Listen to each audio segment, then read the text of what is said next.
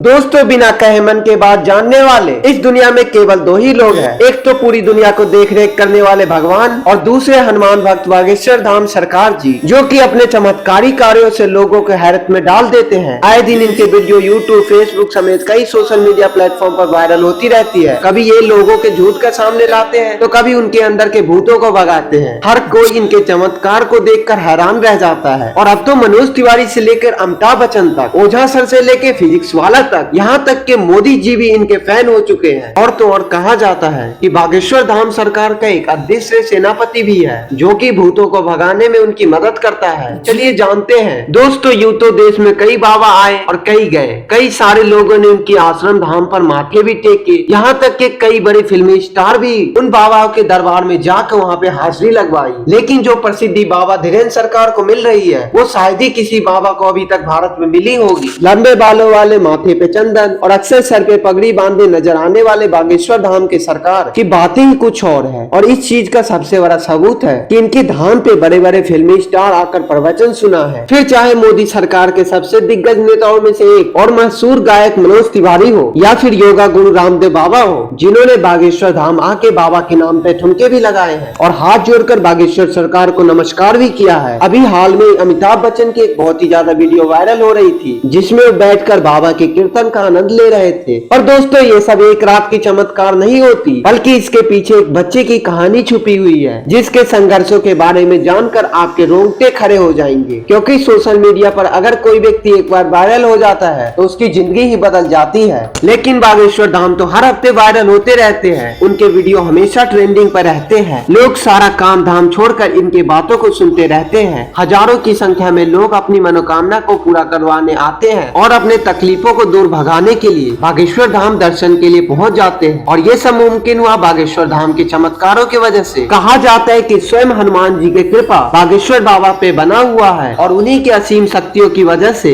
बागेश्वर बाबा किसी भी व्यक्ति के मन के बात को जान लेते हैं और उसके बताने से पहले उनकी समस्या कागज पर लिख देते हैं। और जिसके कई सारे प्रमाण आपने कई वीडियो के जरिए देखा होगा। स्टेज पर जब अपनी कोई परेशानी बताता है तो बागेश्वर सरकार उससे पहले ही लिखे हुए पन्ने को पढ़ने के लिए कहते हैं, जिसे देखकर भक्त आश्चर्यचकित रह जाता है। क्योंकि जो भक्त अभी बाबा को दुख बताए भी नहीं थे, पर उसके बारे में बाबा पन्ने पे पहले से लिख चुके थे। जिसके बाद बाबा सभी के सामने उस परेशानी का हल बताते हैं और ये विश्वास दिलाते हैं कि भक्तों की परेशानी दूर हो जाएगी। लेकिन बागेश्वर धाम काफी सख्त मिजाज के हैं, क्योंकि अगर इनके सामने कोई व्यक्ति झूठ बोलता है या फिर गलत नियत के साथ अपनी इच्छाओं को लेकर पहुंच जाता है तो इसके पोल खोलने में भी कोई कसर नहीं छोड़ते हैं। और आजकल तो बागेश्वर सरकार भूत प्रेत को भगाने में एक्सपर्ट बन गए हैं। इनके दरबार पे अलग अलग तरीके से हरकत करने वाले लोग इकट्ठा होते हैं और बाबा उन सभी के भूतों को चुटकियों में भगा देते हैं, क्योंकि इनके ऊपर हनुमान जी की असीम कृपा है। वो कहते हैं ना, भूत पिशाच निकट नहीं आवे, महावीर जब नाम सुनावे। और महावीर जी के याद से जो हनुमान जी का भक्त है वो हमारे चैनल को सब्सक्राइब करना और वीडियो को लाइक करना मत भूलिएगा। हनुमान जी के परम भक्त बागेश्वर सरकार का असली नाम धीरेन्द्र कृष्ण शास्त्री है, लेकिन लोग इन्हें बागेश्वर धाम वाले बाबा के नाम से जानते हैं। धीरेन्द्र कृष्ण का जन्म 4 जुलाई 1996 के मध्य प्रदेश के छतरपुर जिले में हुआ। ये एक बहुत ही गरीब परिवार से ताल्लुकात रखते हैं। बागेश्वर सरकार अपने एक इंटरव्यू के दौरान बताते हैं कि वो जब मात्र 9 साल के थे तब उनका मन बालाजी महाराज की सेवा में लग गया। इन्हें हनुमान जी के भक्ति के सिवा और कुछ नजर नहीं आता था। बागेश्वर महाराज का कहना है कि हनुमान जी के भक्ति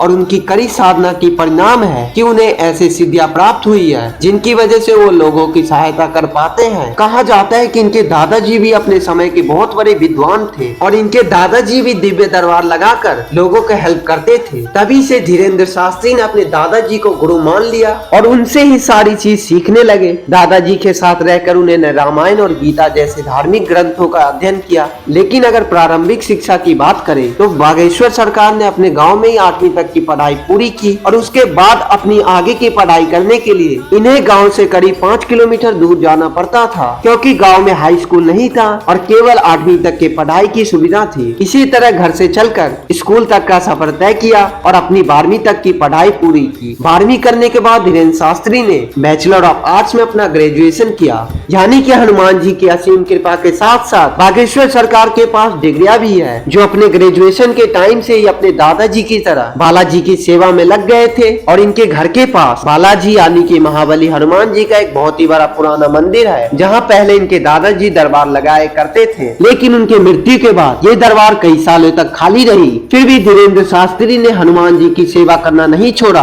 और वो लगातार बालाजी के नाम को ध्यान में रखते थे। लंबे समय तक ध्यान में लीन रहने के बाद धीरेन्द्र कृष्ण शास्त्री के ऊपर बालाजी और स्वर्गीय दादाजी ने अपनी कृपा दिखाई और अचानक से उन्हें महसूस हुआ कि उनके पास असीम शक्तियां आ गई है। उन्हें लग रहा था कि वो लोगों के मन के बात को जान सकते हैं, वो क्या चाहते हैं, उनके दिमाग में क्या चल रहा है। ये सारी बातें बिना कुछ कहे ही समझ जाते थे और उनके निवारण भी बताते थे। अपनी इन शक्तियां को उपयोग करके उन्होंने लोगों का कष्टों का दूर करना शुरू कर दिया। लोग जब इनके पास समस्या लेकर आते थे तो ये पहले से उनके मन की बात को समझकर उन्हें समस्या का समाधान बता देते थे। धीरे धीरे धीरेन्द्र शास्त्री को ये समझ में आ गया कि उनके अंदर भी दादाजी के तरह दिव्य शक्तियां मौजूद है और उसके बाद शास्त्री जी ने अपना दरबार लगाना शुरू कर दिया और यहीं से धीरेन्द्र कृष्ण शास्त्री बागेश्वर धाम सरकार के नाम से प्रचलित हो गए। मंगलवार और शनिवार को यह अपना दरबार लगाकर भक्तों के दुख तकलीफ का निवारण करते थे। जिनकी अर्जी लगते थे उनको बागेश्वर धाम अपने पास बुलाते और उसके समस्या के बिना कुछ बोले ही सवाल और सवालों का हल एक पर्ची में लिख देते थे। इससे लोगों को विश्वास बागेश्वर धाम पे और भी ज्यादा बढ़ने लगा और आप ये जानकर हैरान रह जाओगे कि बागेश्वर धाम सरकार के केवल भारत में ही नहीं बल्कि पूरी दुनिया में अपनी दरबार लगाई है और लाखों के भीड़ को इकट्ठा किया है। कुछ लोगों तो इन्हें साक्षात भगवान समझते हैं, हालांकि कुछ महिलाएं ऐसे भी है जो बागेश्वर धाम की खूबसूरती को देखकर उनके ऊपर अपना दिल हार बैठते हैं और उनके बातें सुनने और उन्हें एक बार नजर से देखने के लिए उनके धाम पे पहुंच जाते हैं। पर अपने सख्त मिजाजों के लिए मैसूर बागेश्वर धाम का ध्यान इस तरीके की चीजों पे बिल्कुल भी नहीं जाता है। वो दरबार में आने वाले हर व्यक्ति को अपने बच्चे की तरह समझते हैं और उसी प्रकार से उनसे बातें भी करते हैं। वैसे दोस्तों, हमारे देश में जहाँ बाबा और तांत्रिक की छवि इतनी खराब हो गई है, जिनमें आधे से ज्यादा तो जेल की हवा खा रहे हैं। जैसे कि किसी बाबा के ऊपर विश्वास होता है, उसके काले कामों का चिट्ठा खुलने लगता है और लोगों इन चीजों पर विश्वास करने से घबराने लगे हैं। वैसे में अगर कोई 26 वर्षीय शख्स अपनी दिव्य शक्तियां से हैरान कर दे तो दुनिया के मन में तो सवाल जरूर रहेगा और इन्हीं सवालों का जवाब ढूंढने के लिए कई सारे मीडिया कर्मी ने बाबा के दरबार में चोरी छुपके से जा चुके हैं ताकि बागेश्वर धाम की सच्चाई जान सके। पर इतने सारे स्टिंग ऑपरेशन के बावजूद भी कोई भी मीडिया या कोई भी व्यक्ति अभी तक समझ नहीं पाया कि आखिर बागेश्वर सरकार लोगों के मन की बात को कैसे कहते हैं, क्योंकि कई सारे लोग जो दरबार में आए रहते हैं उनकी अर्जी लग जाती है